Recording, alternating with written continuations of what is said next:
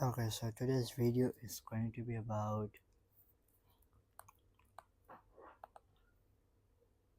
Einstein's field equation. Einstein Einstein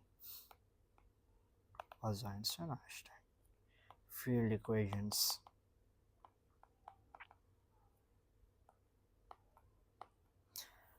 Before starting with the field equation, let's go to the interesting topic, gravity, which was discovered by Newton. What did Newton say about gravity? That it's a force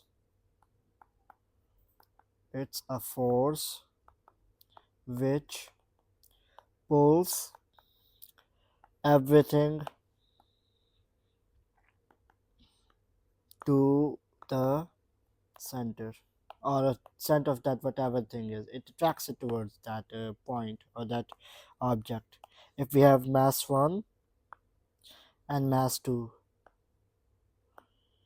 as mass 2 has bigger mass, it will attract this uh, the smaller mass attraction. So mass 2 and mass 1, mass 2 is bigger than mass 1, so it will attract mass 1. Then what he studied was that the distance is also mattering. The distance between the masses, distance between the mass also matters, as the change in distance, or the square of that distance, is directly proportional to force of the g. This g, oh no, if I write it perfectly, it will be g will be the constant over here, as if I write the equation perfectly, big M small m over r square, and this to remove a proportional sign, or sign this side, we have to add a constant. So in our case, our constant will be F is equal to G M1 and M2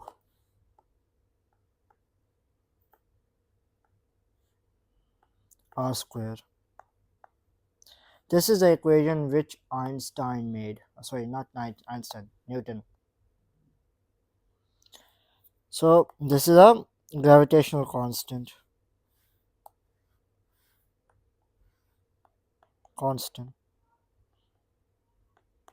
Gravitational.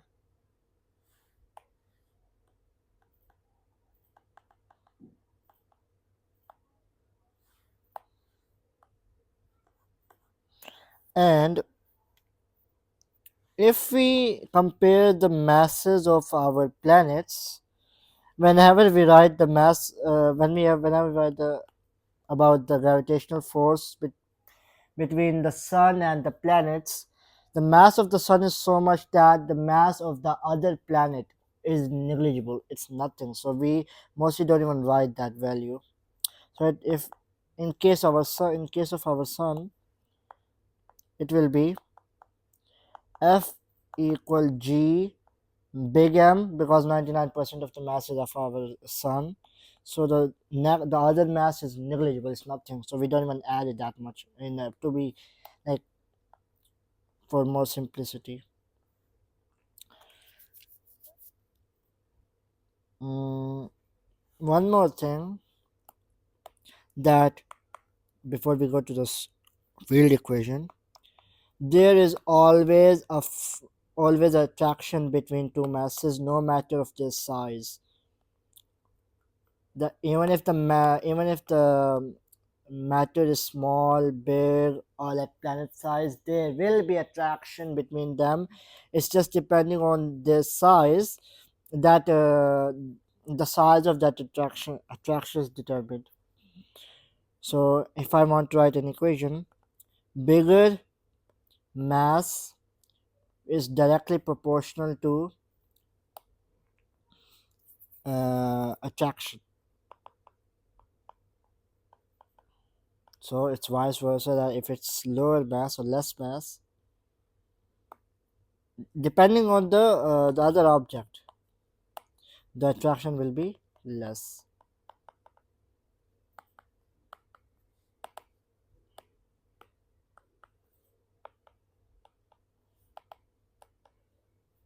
So we don't say the attraction is only between planets. It can be between other objects as well. Anything which has mass, simple. Anything which has mass has attraction.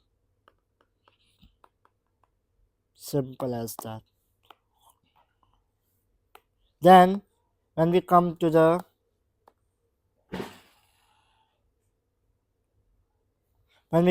Einstein's field equation, Einstein's field equation are the better or advanced version of Newton's equation, because what Einstein thought of in this, Newton took everything as force. That there's a force, gravity is a force which is acting downwards. But now we know that it's not a force, but it's just a curvature of space time.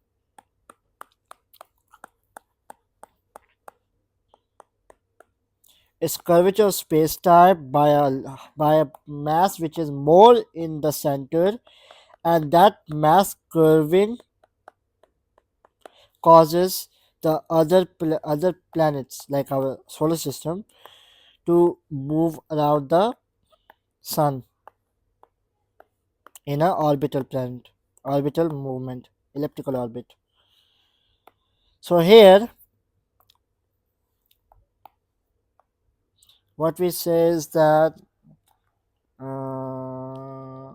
what was it? Mm, yeah. So for the equations, if I write the equation here, I'll write the same thing again. Let me just copy this, because this we need in the this will be later. So here I'll just write the equation. Equation is G mu v is again these two are some variables. This a is a stylish a plus small g, this equal 8 pi this is c square t mu v. You might have seen something common here, something which is found in the Newton's equation of gravitational force, gravitation constant.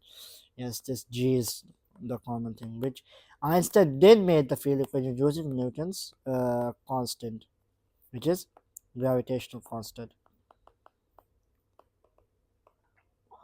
Gravitational constant.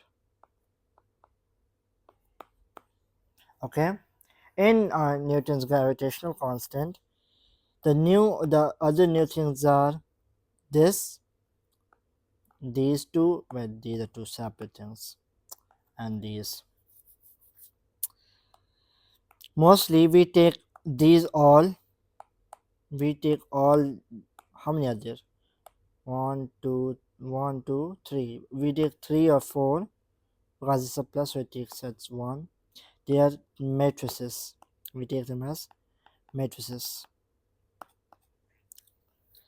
Then, uh, when we talk about this, this small g, this small g is, or not small g, it's the bigger g. Or this a, the symbol a. If I write its expanded form, it will be this big G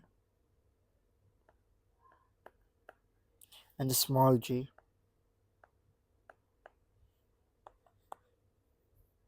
Was it plus? Okay. So this constant over here, T, is a stress energy const or not constant, it's stress energy matrices, and this shows the mass the mass which curves the space time.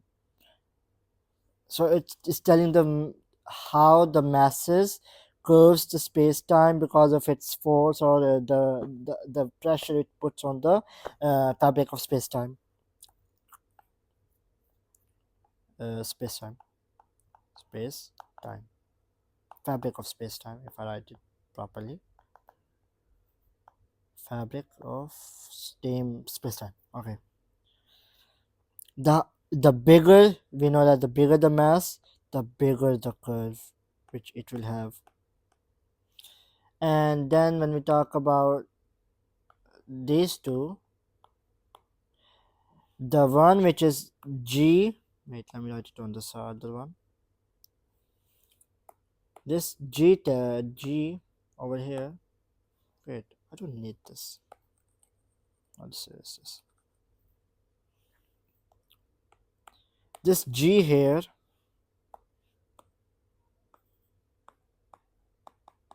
is the curvature of space time. This one is about the mass. This one is about the curvature of space time, how much that space will bend. It's also similar to Ricci tensor. Ricci tensor is the same thing, which measures the amount of curve which that space time will have. But the curvature, the this over here, gives the curve. Talks about most about the curve. I can write the same equation as R. Most people write it like this, equal to 8 pi g over c square plus this. So again, which tensor is over here, and the small one, the small g, not that one, the small g is about the amount of curve that space-time will have. So this bigger g is about the curvature itself. The small g is about the amount of curve, and the other one on the other side is a, what is it? The mass which is curving the space-time. Um, Even though this is one equation, we take it as equations because it's separate equations. If we this is a simplified version of the equations, we can expand it to get the each uh, each quantity here can be further expanded into its multiple components.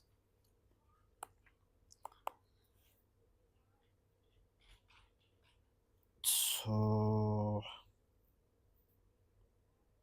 this 8 pi g is an experimental value. But it is interesting that when Einstein first wrote the paper, wait, this is not, yeah. So when Einstein at first, when he wrote the paper, what he when he wrote the paper, he didn't include this value. It was just this.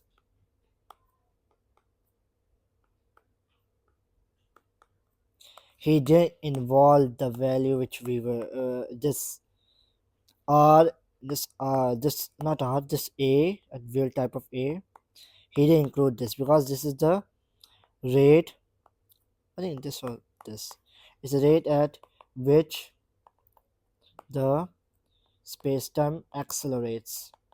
Accelerates mean expanding. Accelerate or accelerate. expanding of the space-time. So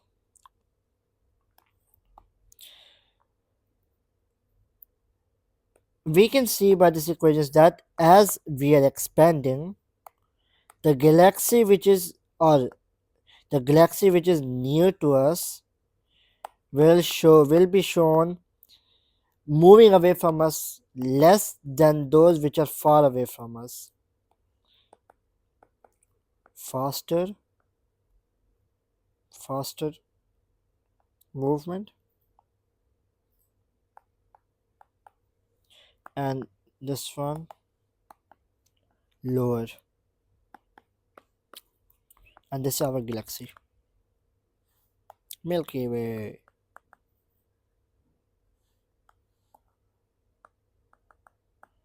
Milky Way.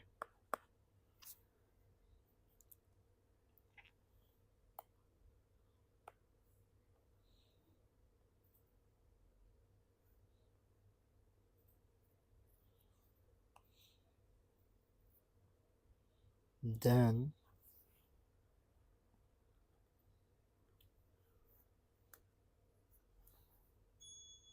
we do know that, and this is a positive value, positive acceleration, positive acceleration. It doesn't decrease, that mean it's always increasing, not decreasing. We know what is C here, speed of light. Speed of light. Mm, we have this, and this. Okay, let's have a little small difference in how here what was sorry, pardon. Here our main topic was gravity, right? All about gravity. Let's take that into a little comparison in QM, quantum mechanics, because we know that in quantum mechanics gravity is taken as the weakest of the all forces. So if here, as I talked earlier, that the bigger the mass, the bigger the attraction. So here, when we talk about particles, their mass is very less.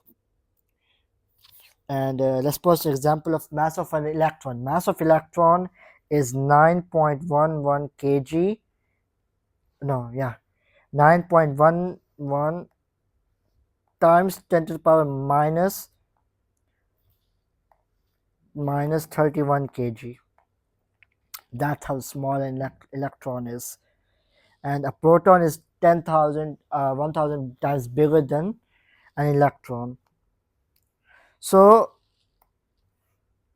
this mass is near to the scale, the maximum scale level of as we go down, which is Planck scale.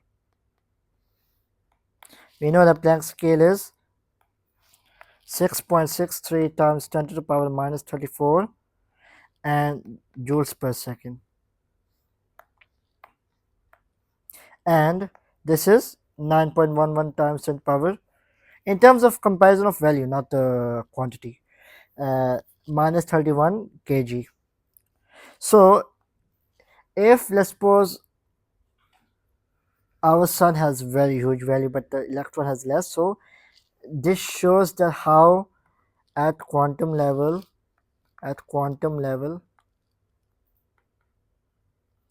how small electron can have what superposition. It has superposition. Why it has, why it has superposition? Because there is no gravity affecting it. Gravity doesn't even, like, it doesn't even feel gravity, and because of that what we say is that it is in all the possible states till you measure it. till you observe it, not measure. Observe it's better for now. Okay, which can again further be said as the at that time that particle, sorry, I'm erasing too much. Particle is in wave nature, and again I can combine that with wave function, and how you get the exact or not exact the probability of that wave function, we just take its uh, square. So what do we get? Double of that wave, and that the points at the highest level shows high probability of particle being there, and the point low is the lowest. But when we don't get the exact position, as particle will be found somewhere else, but our probabilities are like near the values.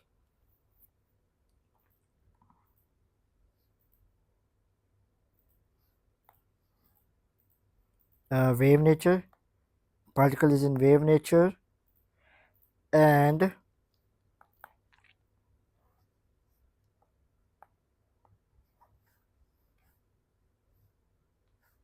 then when we talk about what what was it what was it, yeah, and then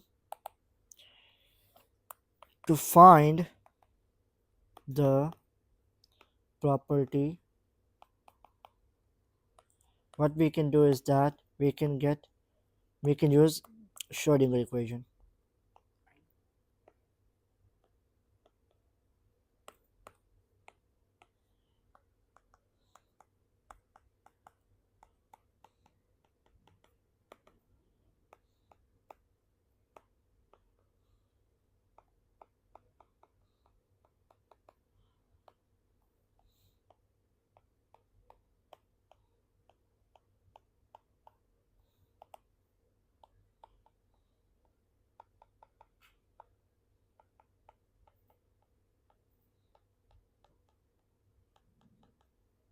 So this equation shows that can predict the properties of particle, as when you're not observing it has superposition, it has the property coherence, it has the property it can do tunneling and many things.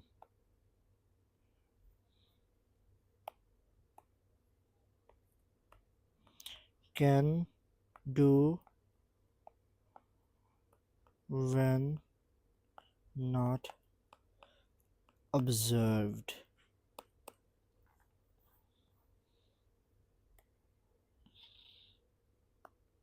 Let me write here gravity at QM level, quantum mechanics level.